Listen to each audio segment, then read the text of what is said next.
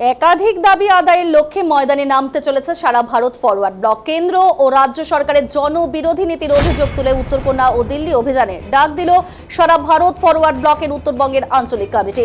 রবিবার আন্দোলনের রূপরেখা তৈরি করতে জলপাইগুড়ি শহরের নেতাজি সুভাষ ফাউন্ডেশনের রাজ্য নেতাদের পাশাপাশি উত্তরবঙ্গের প্রত্যেক জেলার নেতারা আলোচনা সভা করেন।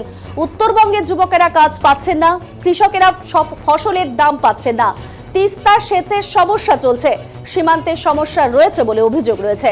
এদিনের সভায় উপস্থিত ছিলেন সারা ভারত ফরওয়ার্ড ব্লকের সাধারণ সম্পাদক নরেন চট্টোপাধ্যায়, সারা ভারত ফরওয়ার্ড ব্লক বাংলা কমিটির চেয়ারম্যান গোবিন্দ রায়, সম্পাদক মণ্ডলীর সদস্য অক্ষয় ঠাকুর সহ অন্যান্যরা।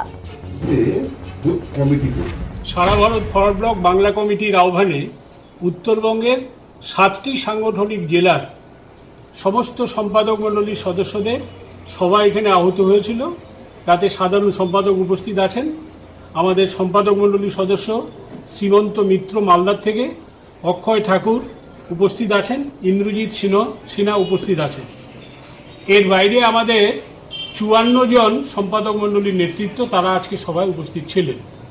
এই সভায় দীর্ঘ আলোচনার মধ্য দিয়ে সিদ্ধান্ত হয়েছে যে আগামী কয়েক মাস আমাদের লাগাতার কর্মসূচি, যেমন 11 এপ্রিল দিল্লি অভিযান, সেই উপলক্ষে 22 থেকে 25 মার্চ এলাকা এলাকা আমাদের প্রচার অভিযান।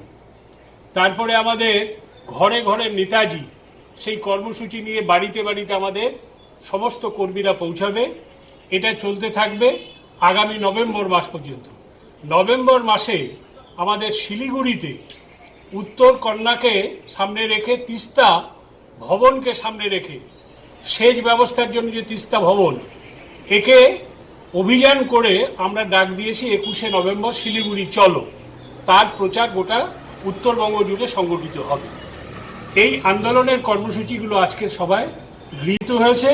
আমরা আশাবাদী এই আন্দোলনের মাধ্যমেই নির্বাচনী প্রচারের কাজ এগিয়ে নিয়ে যাব।